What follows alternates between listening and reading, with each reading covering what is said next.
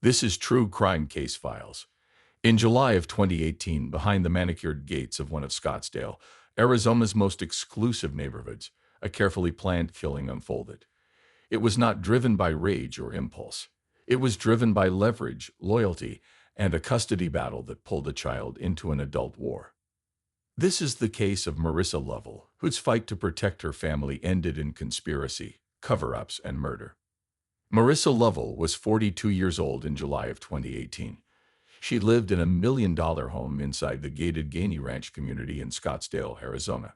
The neighborhood was quiet and carefully kept, with palm trees, golf carts, and early morning joggers moving past tall stucco walls.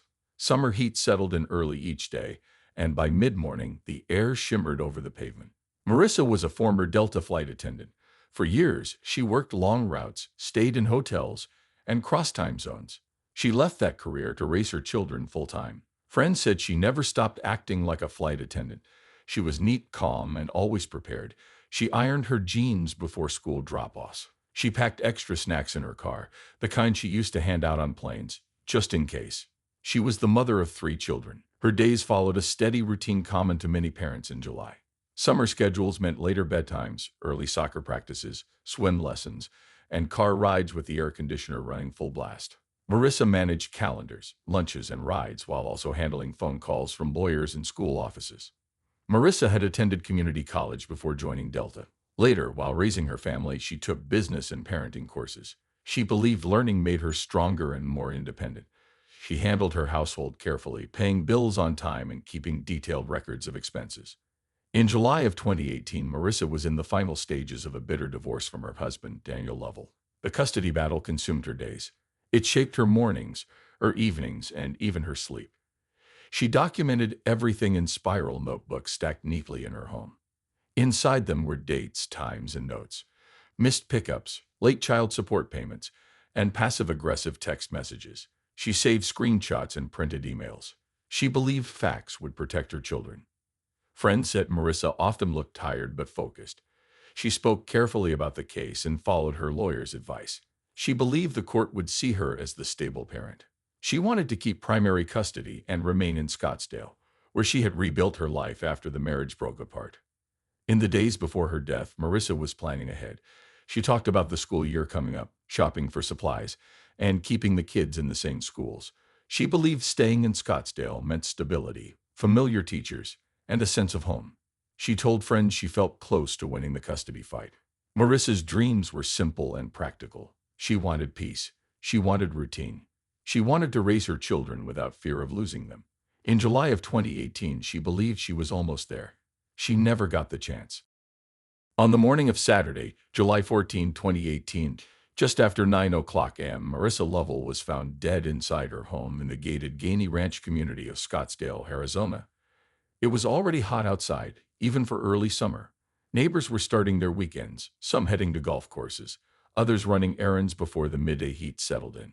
Marissa was discovered by her neighbor and close friend, Lisa Hernandez, who was 44 years old at the time. The 2 women had planned to meet for breakfast that morning, something they did often. When Marissa did not answer her phone or respond to text messages, Lisa grew concerned. Marissa was known for being punctual and reliable, especially when it involved her children or close friends.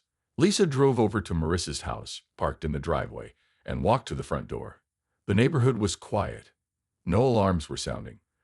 There was no sign that anything was wrong from the outside. When Marissa did not answer the door, Lisa tried the handle and found it unlocked. Inside, the house was cool and still. The lights were off. Lisa called out Marissa's name as she walked through the entryway. There was no response. As she moved deeper into the home, she noticed nothing out of place. Furniture was neat. Counters were clear. There were no signs of a struggle. Lisa entered the master bedroom and saw Marissa on the floor. She was not moving. There was blood visible near her body. Lisa froze for a moment, then screamed. According to later reports, she backed out of the room, ran outside, and collapsed near the front of the house. She called 911 while shaking and crying. Dispatchers described her as panicked and barely able to speak. She repeated the same words over and over. "She's not moving. There's blood." Neighbors began to gather at a distance, watching as Lisa paced and sobbed in the driveway. Police would later note that Lisa appeared deeply distressed at the scene.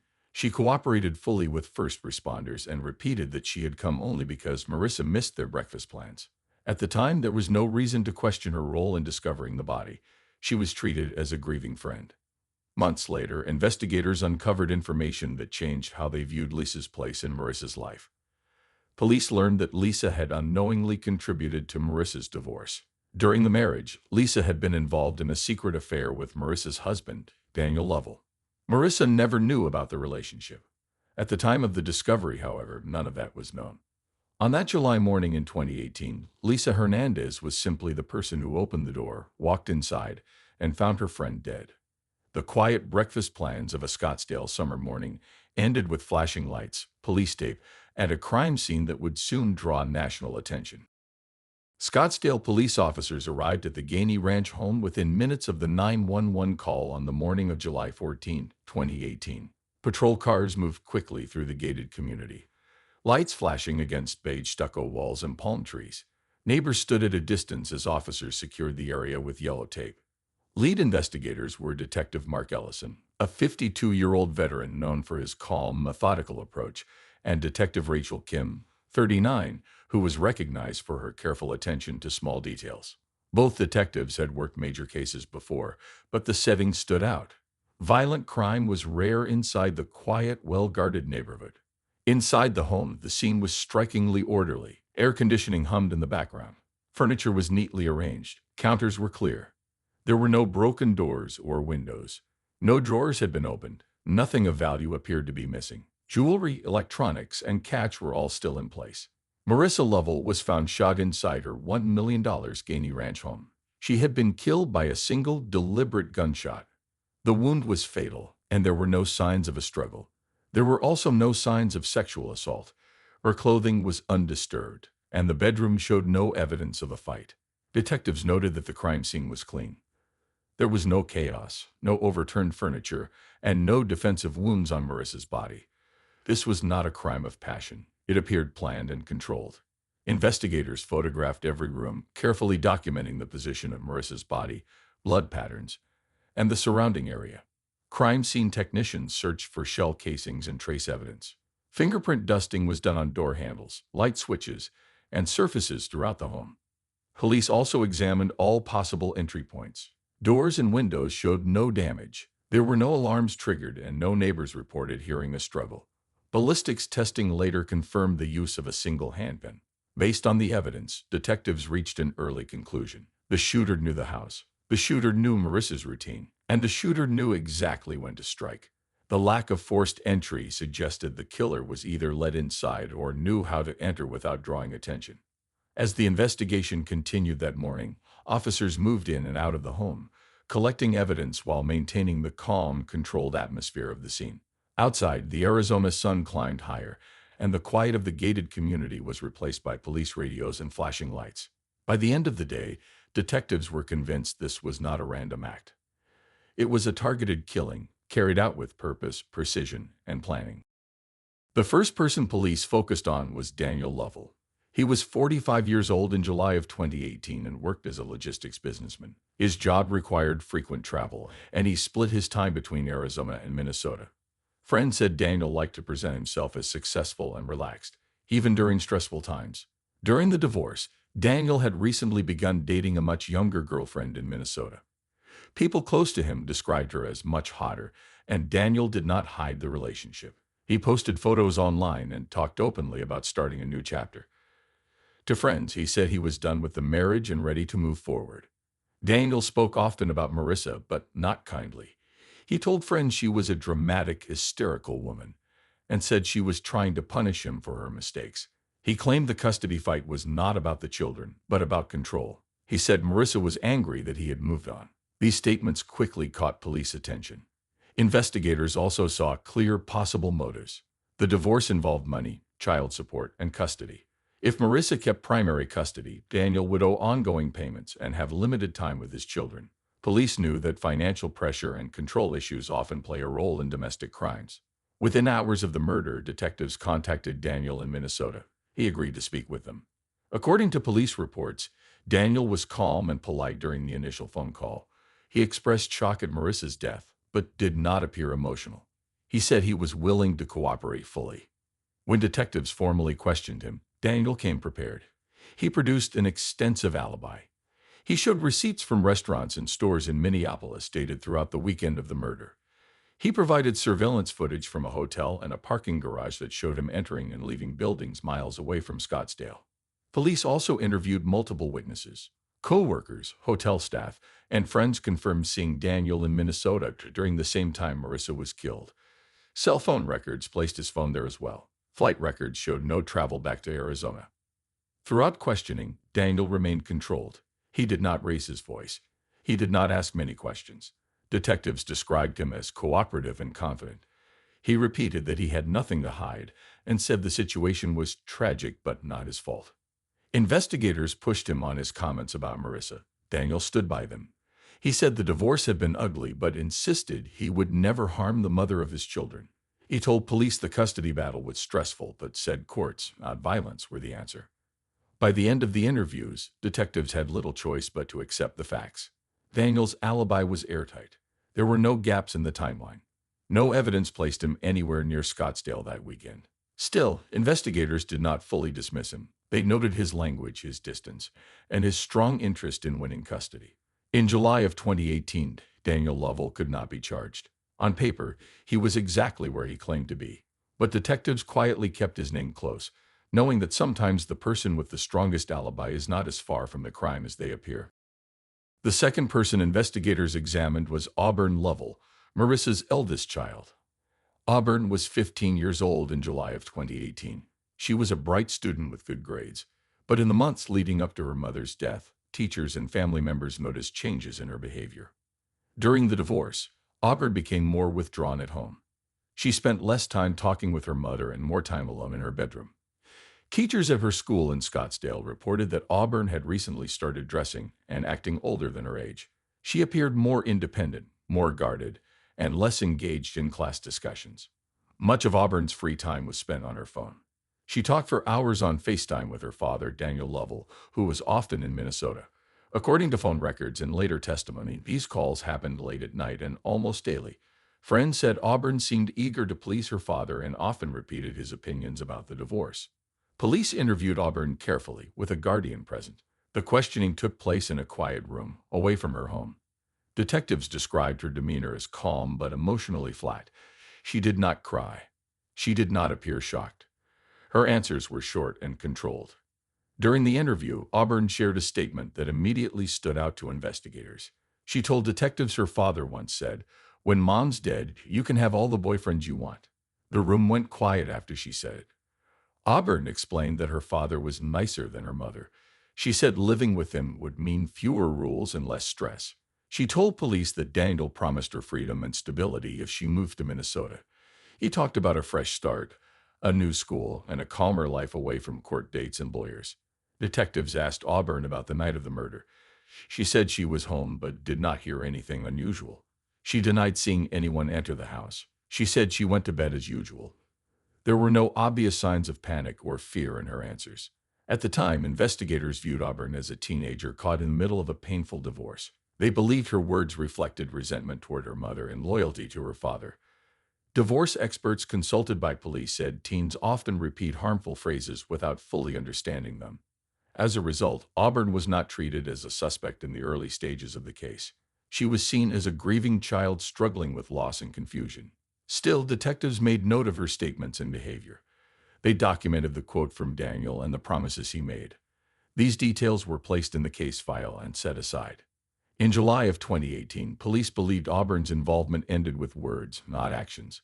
They moved forward focusing on adult suspects and outside threats.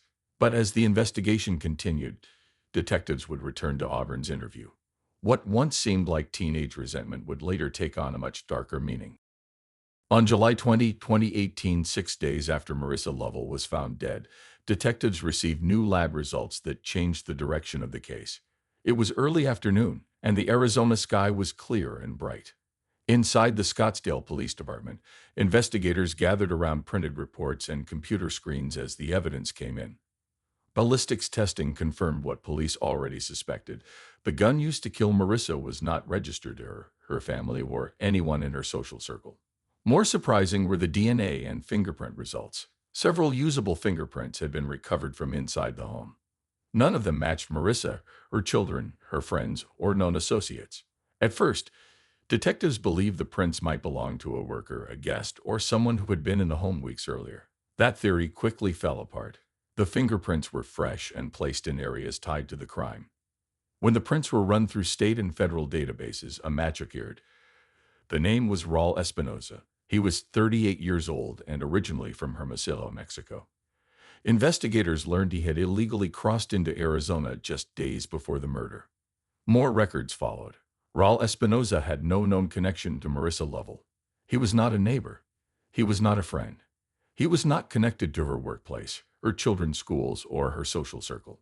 His name had never appeared in her phone records or emails. Then another detail stood out. Raul Espinoza had been arrested only days earlier for a traffic violation in Arizona.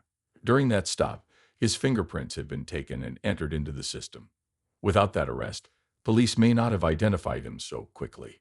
Detectives reviewed the timeline carefully. Raul entered the country, traveled north, and was in Arizona at the exact time Marissa was killed.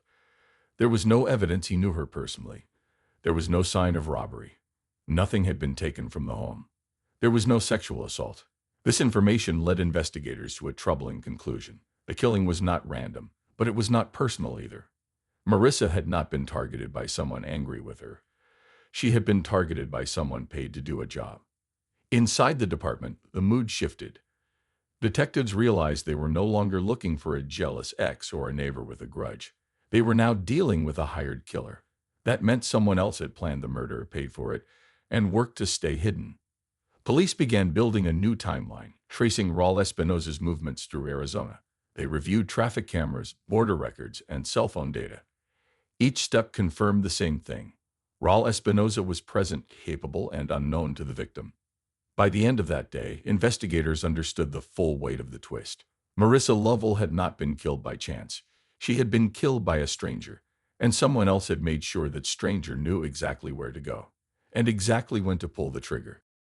The third suspect was Raul Espinoza, a 38-year-old man from Hermosillo, Mexico. By July of 2018, investigators learned Raul was no longer working an ordinary job. He had once been an auto mechanic, a trade he learned as a young adult.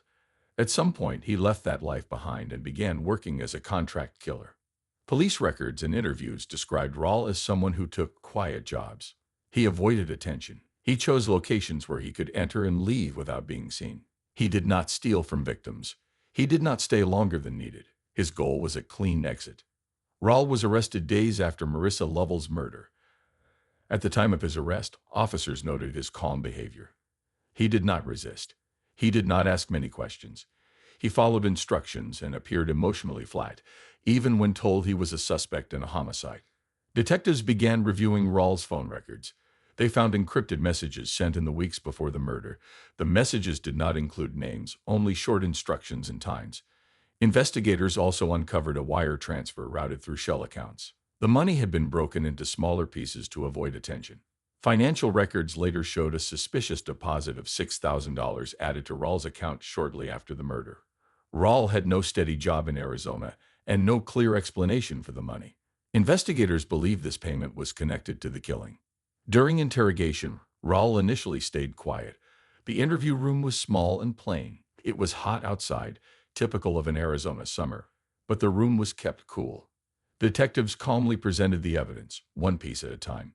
Phone records, border crossings, fingerprints, money. After several hours, Raul confessed. He said he had been paid to kill Marissa Lovell. He stated clearly that he did not know her and had never met her before that night.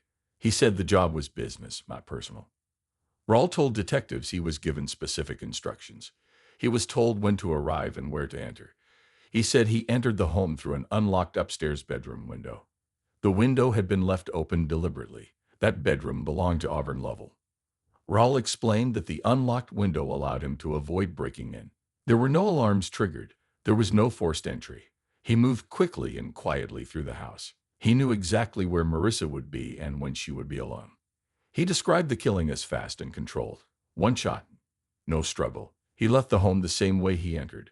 Raul said he was told to leave everything untouched to make the crime look random. Detectives documented every detail of the confession. They verified Rawls' statements against physical evidence from the home. The unlocked window, the lack of forced entry, the clean crime scene. Everything matched. By the end of the interview, investigators were no longer asking if Rawls had killed Marissa Lovell. That question had been answered. The focus shifted to a more troubling one. Who paid him, and who made sure that upstairs window was left open? By late July of 2018, investigators had enough evidence to begin connecting the pieces. The breakthrough did not come from ballistics or fingerprints alone. It came from phones, messages, and patterns that had been hiding in plain sight. Detectives obtained and reviewed months of messages between Daniel Lovell and his daughter, Auburn. The messages were carefully worded. On the surface, they sounded supportive and loving. But investigators noticed a steady pattern of emotional pressure. Daniel complained about the divorce. He blamed Marissa for stress, rules, and limits. He framed the custody fight as something that was ruining everyone's life. Daniel never told Auburn to hurt her mother. He never used the word kill. He did not have to. Instead, he repeated the same ideas again and again. He told Auburn that her mother was the reason she could not date freely. He said Marissa was too strict. He said Marissa was holding her back. In message after message, Daniel painted a picture of a better life in Minnesota. He talked about freedom, fewer rules, and a fresh start. He promised Auburn attention and approval. He told her she would be happier living with him. He made it clear that the custody fight stood in the way of that future. Investigators also learned that Daniel talked often about money. He complained about child support. He said it was unfair. He said the court system favored Marissa. Detectives believed Daniel wanted full custody without paying support. Marissa was the obstacle. The final piece came when detectives compared Raul Espinosa's confession with Auburn's earlier interview. Raul said he entered through an unlocked upstairs bedroom window. That window belonged to Auburn. Phone records showed Auburn was home the night of the murder. Investigators now believed she had left the window open on purpose. She did not pull the trigger. She did not plan the route. But she made entry possible. Daniel arranged the rest. Together, investigators concluded Daniel and Auburn orchestrated a crime they believed would look random and untraceable. A stranger, no forced entry, no connection. A perfect plan, they thought. On July 28, 2018, Scottsdale police arrested Daniel Lovell. It was morning, and the summer heat was already rising. Officers approached him calmly and placed him in custody without incident. Daniel appeared stunned. He asked few questions. He repeated that there must be a mistake. When Auburn learned the full scope of the investigation, she broke down. Detectives described her as overwhelmed and sobbing. The reality of her role and her father's manipulation became clear. She realized that leaving a window open had helped lead to her mother's death. Marissa's family was notified shortly after the arrest. They gathered together and cried. For them, the answers brought no comfort. The truth was worse than they imagined. By the end of July 2018, police were confident in their case. The killing of Marissa Lovell was no random act. It was a planned murder, driven by control, money, and influence. And at its center was a father who used his child as part of the plan. The trial began in April of 2022, nearly 4 years after Marissa Lovell was killed. It took place in Maricopa County Superior Court. Outside the courthouse, spring heat had returned to Arizona. People wore short sleeves and sunglasses as they walked past news cameras and court officers. Inside, the courtroom was quiet and tightly controlled. The prosecutor was Elaine Porter, age 51. She was known for being organized and direct. Porter laid out the case step by step. She told the jury this was a planned murder built on manipulation. She showed messages between Daniel Lovell and his daughter, Auburn. She pointed to the unlocked bedroom window and the payment to Raul Espinosa. Porter said Daniel used emotional pressure to shape Auburn's choices and then hired a killer to do the rest. The defense attorney was Michael Grant, age 58. He was calm and soft-spoken. Grant presented a very different story. He told the jury that Daniel did not want Marissa dead. He claimed Daniel was pushed into a murder-for-hire plot by his own daughter. According to the defense, Auburn forced Daniel's hand by threatening to expose family secrets.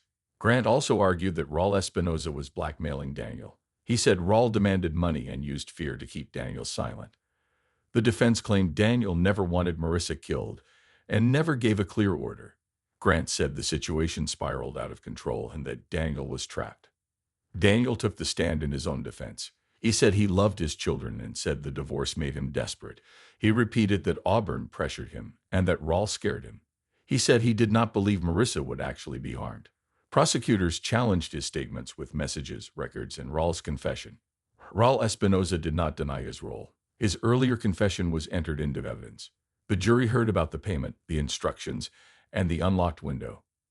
Throughout the trial, Marissa's family sat quietly in the gallery. They listened to details about her final moments. Some days, they held hands. Other days, they stared straight ahead. The emotional toll was visible. After weeks of testimony, the jury began deliberations. They returned with a verdict: guilty. Daniel Lovell was convicted of murder and conspiracy. The jury rejected the claims that Auburn forced him or that Raul acted alone. Daniel was sentenced to life in prison. Raul Espinoza received 30 years for his role as the hired killer. Auburn was handled separately in juvenile court due to her age at the time of the crime. For Marissa's family, the verdict brought accountability, but not relief. In April of 2022, justice had been delivered by the court. The loss, however, remained permanent. After the trial concluded in April of 2022, life for everyone involved in the Marissa Lovell case shifted dramatically. Marissa's children, now older and grappling with the loss of their mother, began regular counseling sessions. Therapists focused on helping them process grief, trust, and the complex emotions surrounding the family betrayal. Summer routines in Scottsdale felt different without Marissa's careful presence. Playgrounds, school activities, and neighborhood soccer games reminded the children of what they had lost. Marissa's friends quietly left Gainey Ranch. The gated community, once filled with weekend breakfasts and casual visits, became a place of painful memories. Those who remained close to the family said the air felt heavier. Conversations about school, travel, or neighborhood events were often interrupted by thoughts of the murder that had shattered their social circle. Detectives involved in the investigation moved on to other cases, but the memory of the Gainey Ranch murder stayed with them. For Mark Ellison, Rachel Kim, and other officers, the case was a reminder of how domestic conflict and manipulation could escalate into extreme violence. They continued their work in Scottsdale, sometimes reflecting quietly on the chain of events that led a father and daughter to orchestrate a crime with such precise planning.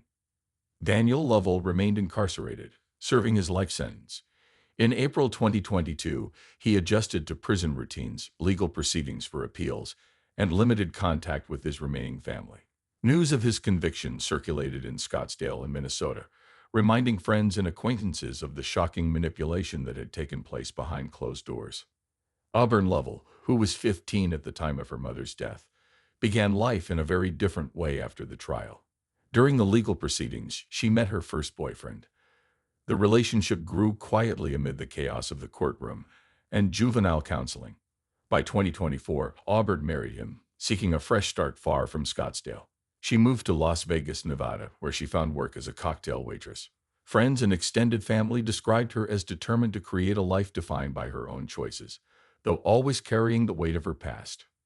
For the broader family and community, the aftermath was a complex mix of justice and ongoing sorrow.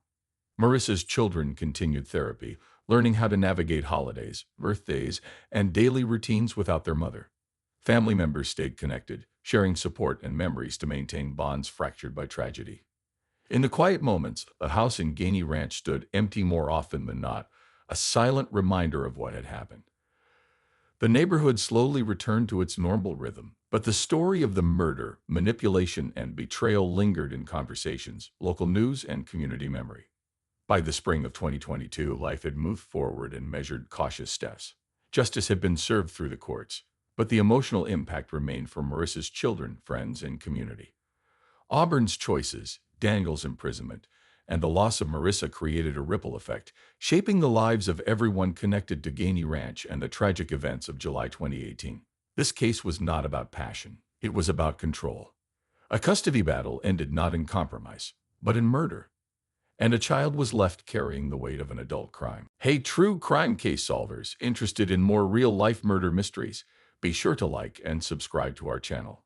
And do you have any thoughts about this case or have a case of your own you'd like us to investigate? Leave us a comment. Stay safe, true crime case solvers.